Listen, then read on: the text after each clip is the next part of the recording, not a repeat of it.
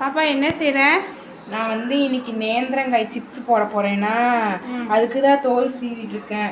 இது கடையில் போய் கேட்டால் வந்து இந்த மாதிரி 2 காயில் போட்டாலே 30 ரூபா 40 ரூபா சொல்கிறாங்க. இது எத்தனை காய் இருக்குது இதில்? நம்ம இதில் போட்டால் நம்ம நிறைய காசு மிச்சம் பிடிக்கலாம்ல. இந்த காய் எவ்வளோக்கு வாங்கிட்டு வந்தாங்க? இந்த காய் 10 ரூபா தான். ஒன்று எத்தனை காய் இருக்குது மொத்தம்? 8 காய் தான் இருக்குது. 8 காய் 10 ரூபா தான். கடையில் அந்த 2 காய் போட்டது 2 காய் தான் போடுவாங்க. அதுவே 40 ரூபா 50 ரூபா சொல்லுவாங்க. நம்மளே பண்ணிக்கலாம்ல. அவங்களுக்கு லாபம் இதெல்லாம் இருக்குல்ல. என்ன செலவு லாபம் இதெல்லாம் யார் தருவேன்? நீ தெரியும்.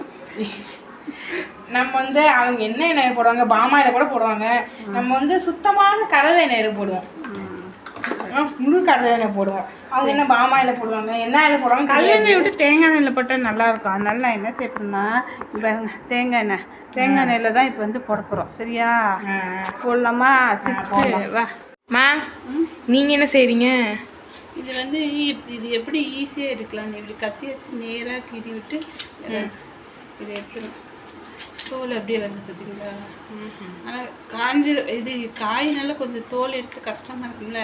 அதனால் கத்தி வச்சு இப்படி நேராக கீறி விட்டு இப்படி எடுத்து ஈஸியாக இருந்துடும். படத்தில் போடுவாங்களா? படமா? பழம் இந்த காய் போடுவாங்க. காய் தான் நம்ம டேஸ்ட்டாக இருக்கும். பழம் இனிப்பு இருக்குமா? பழம் இனிப்பாக தான் இருக்கும். பழம் இப்போ வந்து நான் எல்லாம் செய்யணும்னா கொஞ்சோண்டு கோல்டு வினர் சமையல் மென்ஷன் பண்ணக்கூடாது.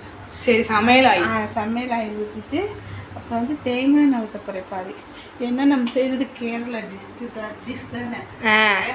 தேங்காய் எண்ணெய் கட்டாயம் ஊற்றினா தேங்காய் எண்ணெய். கேரளாவில் தேங்காய் ஃபேமஸாமா?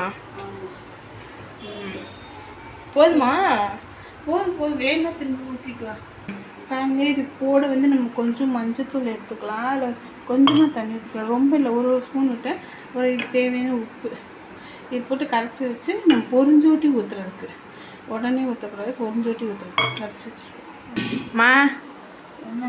என்னம்மா செய்கிறீங்க? செய்யலான்னு அதான் சிலிண்டர் தீர்ந்துச்சு. ஓப்பன் பண்ணி மாட்டினேன். ஒரு சில சமயம் நல்லா ஃபிட் ஆகிடுது, ஒரு சில சமயம் ஃபிட் ஆக மாட்டேங்குது.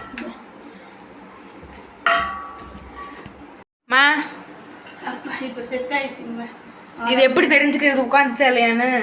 உட்காந்துச்சா இல்லைன்னா இந்த எல்லோ கலர் இது இருக்குல்ல, இதை ஓப்பன் பண்ணால் ஓப்பன் ஆகணும். ஓப்பன் ஆகணுமா? ஆமாம். இந்த இறங்குது. ஆயிடுச்சு. இறங்கல இல்லை, கேஸ் வரல. இது என்ன கொல்லு பண்ணுது? ஐயோ The next morning. ஏமா காயெல்லாம் கருத்து கிடக்குது? அதான் சிலிண்டர் தீர்ந்து போச்சுல. தீர்ந்து போய் மாட்டினா மாட்டவே மாட்டிருந்துச்சு. இப்போ காலையில் 9 மணிக்கு சிலிண்டர்கார் வந்து தான் மாட்டி விட்டாரு. அது என்னன்னா இந்த ரெகுலேட்டரை இதை விட இந்த இது பெருசாக இருக்கா. அதனால் இது மாட்டி விட்டு இதை ஓப்பன் பண்ணி விட்டுட்டு போனார். இதை வந்து திரும்பி க்ளோஸ் பண்ண வேணாம். நான் ஏன்னா க்ளோஸ் பண்ணால் திரும்பி இந்த மாதிரி ஓப்பன் பண்ண கஷ்டமாக இருக்குமா, இது சேஃப்டியாக என்னன்னு தெரியல. அதனால் வச்சுருக்கோம். அப்படி தான் இருக்குது. இன்னும் தீர வரைக்கும் இப்படி ஓப்பன்லேயே தான் இருக்கணுன்ட்டாரு. அப்போ அவ்வளோதான்.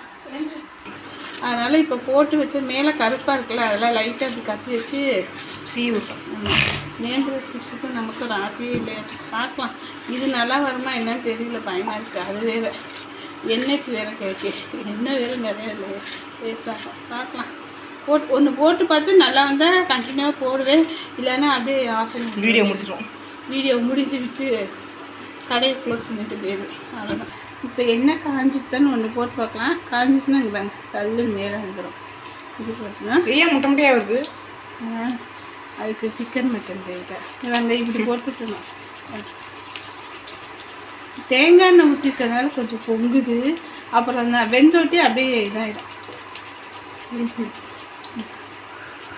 பாருங்க, நல்லா முக்கால்வாசி எந்திரிச்சு. இப்போ இந்த மஞ்சள் தண்ணி உப்பு போட்டு கரைச்சி வச்சுக்கோம்னா அது கொஞ்சம் ஊற்றுவோம். அது கொஞ்சம் சடசடன்னு பண்ணணும். பார்த்து கவனமாக இருக்கணும். ரொம்பலாம் கட்டணும். ரொம்ப கட்டலாம் இங்கே. அது இந்த தேங்காய் எண்ணெய் ரொம்ப பொங்குது. இது தேங்காய் எண்ணெய்யா இதில் பாலான்னு தெரியல, இந்த பொங்கு பொங்குது. பால் காய்ச்சி வச்ச மாதிரி இருக்கு. சரி விடுங்க, இருங்க. நல்லா சூப்பராக வந்துடுச்சு. இன்னும் 6 நோட்டி நல்லா முறுமுறுன்னு ஆயிடும். இந்த இது செய்யப்போம் கொஞ்சம் அந்த இது மாதிரி இருக்குது. கோடு கூட அழகாக இருக்கும். இந்த டிசைன் பார்க்கலாம், இது போட்டு பார்க்கலாம்.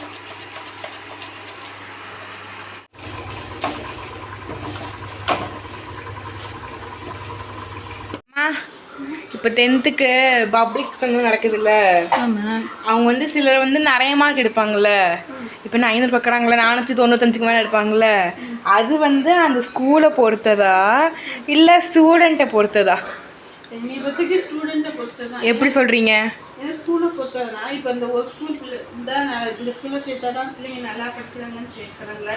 அப்போ அந்த ஸ்கூல் பிள்ளைங்களே தானே ஃபஸ்ட் மார்க் பண்ணணும். அப்படியே இல்லை, ஒவ்வொரு தடவையும் ஒவ்வொரு ஸ்கூல் பிள்ளைங்க ஒவ்வொரு ஸ்டேட் பிள்ளைங்க வராங்க. அப்போ வந்து இந்த மார்க் இது வந்து மார்க் வந்து ஸ்டூடெண்ட்டை பொறுத்ததான்னு ஸ்கூலை பொறுத்ததே இல்லை.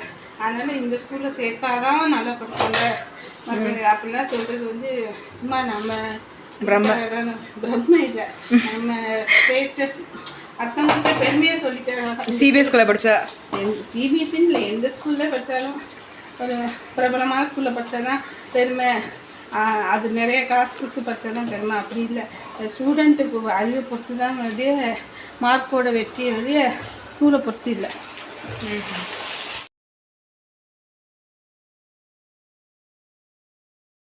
இப்போ நான் வந்து சாப்பிட்டு காட்ட போகிறேன்.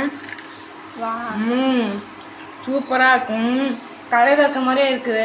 நீங்களும் இது மாதிரி செஞ்சு பாருங்கள்.